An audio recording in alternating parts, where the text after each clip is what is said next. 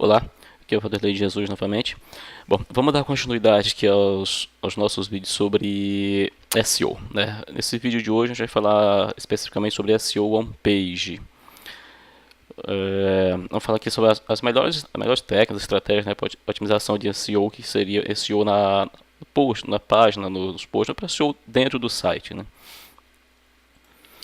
Bom, quando se trata de otimizar seu site ou um post de blog, existem dois fatores que são dois fatores importantes, né, em jogo, dois fatores principais em jogo que são o SEO on-page e SEO off-page. Hoje vamos falar sobre esse SEO on-page, né? Por que você precisa de otimização on-page, né? Seria a otimização na página, né? Otimizar o post, tá?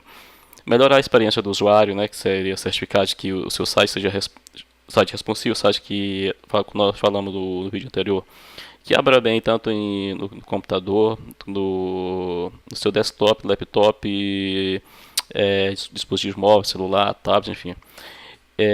Certificar de que os leitores que vêm dos motores de busca, né, passe bastante tempo dentro do seu site, ou seja, eles não podem chegar e clicar imediatamente no botão voltar ou no xizinho lá para fechar. Então eles têm que ficar bastante tempo no seu site. Você faz isso com um design do site, um design elegante, não precisa ser aquela coisa colorida, estrondosa, mas um design simples, elegante, com profissionalismo, com bom conteúdo, né, e com técnicas de copyright, claro. Seja precisa também aprender sobre copyright para manter os leitores engajados, interessados, envolvidos no seu conteúdo. E, obviamente, criar um bom conteúdo. Criar um bom conteúdo é conteúdo realmente informativo, onde os leitores tenham atendido as suas perguntas, tenham ali resolvido os seus problemas. E usar, ainda que seguindo as técnicas de copyright, seria usar cabeçalho, né, usar cabeçalhos, títulos, subtítulos, né, marcação, não escrever enrolação, ou seja, escrever conteúdo realmente de valor e sempre procurar feedback e melhorar o seu conteúdo sempre que possível. Bom, vamos primeira dica de hoje, né? Seria o título do post, né? Uma das dicas para melhorar o seu SEO seria os títulos do post, né? Aqui eu coloquei aqui um exemplo aqui de uma postagem minha lá do meu blog Viver com Prosperidade, que seria aqui definição de metas para equilibrar sua vida, né? Esse título, a palavra-chave aqui seria definição de metas, né? Definição de metas, conforme eu coloquei aqui em observação. E você deve usar essa palavra-chave logo no início do título, né? Seria o H1 que a gente vai ver mais para frente ainda. Você vê que ela está logo no início. Na verdade, ela poderia até estar um pouquinho mais para cá, desde que não estivesse aqui no final. Aqui no final, ela também pode ficar no final, só que para SEO o importante é que ela esteja no início do título, é importante que ela esteja aqui. Próxima dica, né? A estrutura do link, ou seja, por exemplo, aqui você vai ver aqui que tem Vanderlei de Jesus, ideias para ganhar dinheiro. Seria aqui, isso é um post que eu escrevi, que tem lá, se você vai ver lá no blog, são 21 ideias para ganhar dinheiro em 2018.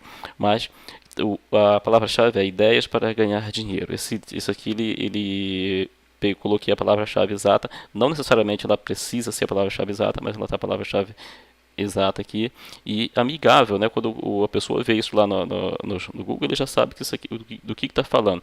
Então, sua URL ela deve ser curta, você deve evitar caracteres especiais e ela deve ser amigável tanto ao Google quanto aos leitores, né? Por exemplo, existem algumas postagens que você pode verificar na internet que poderia ser um número, algumas letras estranhas com alguns pontos de interrogação aqui que seria estranho para a pessoa clicar, mas aqui a pessoa já vê o nome do post, o que está na URL. Isso aqui você configura facilmente dentro do WordPress, que tem aqui padrão, que seria esse aqui, ó, seria aqui, tá vendo lá que tem uma interrogação, P igual 123.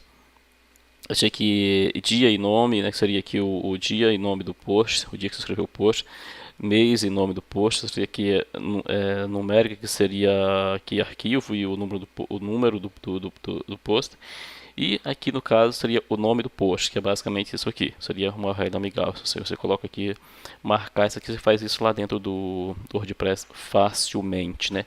Ainda tem aqui a opção personalizada, mas o correto é usar isso aqui. Bom, vamos para a próxima postagem, que é a próxima dica, que é tags de cabeçalhos, né? Ou seja, tag title, né? Seria você deve usar as tags de cabeçalho para destacar títulos, subtítulos e pontos importantes dentro do artigo.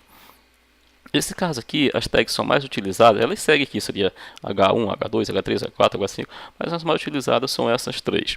Dentro do post em si, dentro da postagem do blog, você vai utilizar essas duas, porque essa H1 já vai no título no título do post, né? Já vai lá e não é correto você usar essa H1 dentro do post. Você não deve usar, na verdade. Os mais utilizados dentro do post são título, e seria H2 para títulos dentro do post e H3 para subtítulos dentro do post. Aqui poderia variar aqui, seguir até com H4, H5, mas normalmente se usa mais essas duas. Eu particularmente uso basicamente essas duas aqui dentro do post. H2, H3, algumas vezes, alguns posts tem o H4, mas normalmente são essas duas. E essa 1 aqui ninguém usa porque ela já vai direto no título. Você coloca no título, já é o H1. A densidade de palavra-chave. A densidade de palavra-chave não tem assim, exatamente uma quantidade exata, um percentual exato. Se você vai ver em algumas postagens, vão falar que seria algo em torno de até 2%, né, de 5, de 0,5, né, de 0,5% a 2%, né? Então eu coloquei aqui algo em torno de 1%, que eu procuro colocar nas minhas postagens, né? Se você colocar muito, se colocar mais que isso, já começa a dar, mais que 2%, começa a dar algo, levantar a suspeita de preenchimento excessivo, preenchimento de você está tentando burlar, forçar a barra, né? Burlar o sistema. Então, procure manter suas postagens em torno de 1%, até no máximo 2%, né? Se você usa lá o Biohost, ele já marca lá o plugin Biohost, Yoast SEO, ele já marca lá, ele conta isso lá em torno até no máximo 2%, ele aconselha colocar até no máximo 2%. Eu procuro colocar em torno de 1%, né? Uma coisa também importante dentro da palavra-chave é que você vai repetir essa palavra-chave. Agora, mais do que repetir a palavra-chave, seria utilizar também palavras-chave relacionadas. Contudo, é importante você colocar essa palavra-chave logo no primeiro parágrafo e também colocar ela no último parágrafo também do seu conteúdo. E demais vezes, ou seja, colocar lá no início, lá no primeiro parágrafo, no último parágrafo, e demais vezes, né, mais vezes dentro do conteúdo, quando fizer sentido. Não forçar a barra para ela fazer, mas quando ela encaixa naturalmente dentro do seu conteúdo. E não encher o texto, conforme eu já falei, não encher o texto numa tentativa desesperada, né? Não encher o texto com palavra-chave numa tentativa desesperada para aparecer no Google. Isso já não funciona. Antigamente era muito usado, né? Que seria, mas agora é uma chamada de spam, black hat, e o Google, quando vê isso, vai penalizar. As meta tags, né, que seria, você deve adicionar uma meta descrição, seria os meta título, meta descrição, você vai utilizar isso dentro dos suas postagens. Então, com cada postagem que você escrever, você deve colocar uma meta descrição, uma descrição única, né? Você deve usar a sua palavra-chave nessa meta descrição de forma natural, mas tentar não fazer spam da sua descrição, né? E lembrar que enquanto os motores de busca eles pegam essas palavras-chave, também é importante para os usuários clicarem, ou seja, não só é importante para o motor de busca, mas também para os usuários. Quando eles veem lá, quando você coloca no Google lá, digita, vai aparecer o título em azul e embaixo aparece uma descrição. Quando os usuários veem aquilo lá, se a sua palavra-chave está no título, está na descrição, é mais provável do usuário clicar nas suas postagens, né? E mais uma vez, uma meta descrição amigável, né, que faça sentido, né? Não é só simplesmente colocar lá uma descrição lá porque tem sua palavra-chave, colocar a palavra-chave que é importante. Ela tem que fazer sentido para o Google e para o usuário, que é para quem você escreve no fim das contas. Imagens, né? Dica 6 é otimizar as suas imagens, né? Você deve nomear essas suas imagens com a sua palavra-chave, ela deve no nome dessa imagem deve ter a palavra-chave, o nome do arquivo, e deve utilizar dentro da postagem mesmo lá quando das configurações, deve utilizar as tags, tá, o alt, né, o texto alt lá, o texto alt dentro das marcações lá onde você deve configurar. Quantidade de palavras-chave por post, né? Sua postagem. Quantas palavras-chave tem? Aqui não tem também assim, uma coisa exata, não assim exatamente como pode dizer. Antigamente a gente sabia que a postagem em torno de 400 palavras, 500 palavras era o padrão de utilizar, né? Mas hoje já não funciona tão bem já para os motores de busca, já uma vez que esse conteúdo de 400 palavras, 500 palavras sugere que não é um conteúdo muito aprofundado. Obviamente vai depender do que você está escrevendo, qual o assunto, se exige. Também é importante ter esse bom senso, saber, exige mais do que isso? Se essas 500 palavras, 400 palavras são o suficiente, não escreva essas palavras. Você também não vai ficar enchendo o seu conteúdo com linguiça só para ter mais palavras. Agora, provavelmente, o mais correto, provavelmente não, o mais adequado, a sugestão é você analisar outras postagens de blog e ver como que elas estão explicando, qual que é a quantidade dessas palavras-chave. Um estudo feito por Neil Patel, ele considerou que algo em torno de 1.800 palavras, né, atualmente, é o que o recomendado para posicionar bem nas buscas do Google. Eu vou deixar o link na descrição do texto, que você pode ver lá, que ele fez um estudo bastante completo, lá tem várias recomendadas, até por indústria, né, qual seria as palavras, a quantidade de palavras mais ideal dentro da sua postagem. Mas, em termos gerais, algo em torno de 1.800 palavras é o que está posicionado melhor no Google, né? Então, o ideal é você pesquisar bastante seu assunto para ter o que realmente escrever. Ele tem que ser um manual completo, seu conteúdo tem que ser algo completo. Próxima dica é a ligação interna, ou seja, os links internos. Você deve colocar link para posts relacionados dentro do seu blog.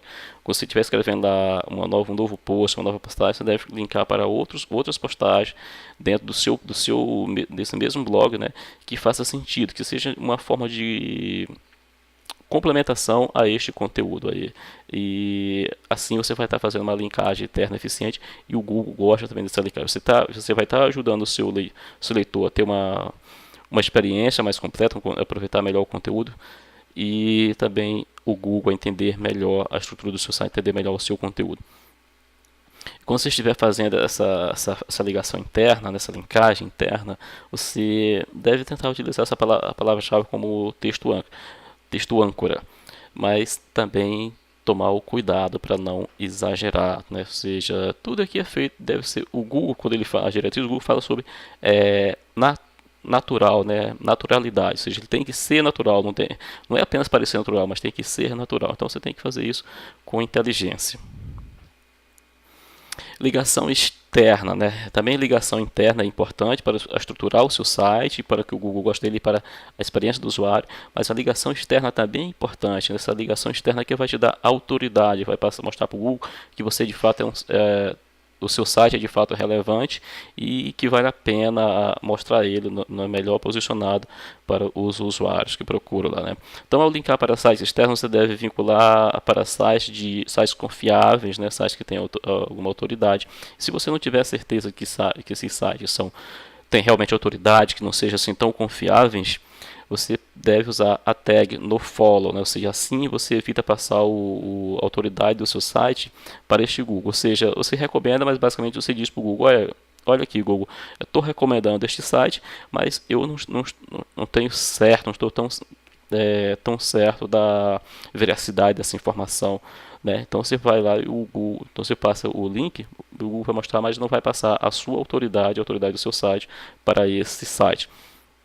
É o que eles chamam lá, os americanos chamam de link juice, né?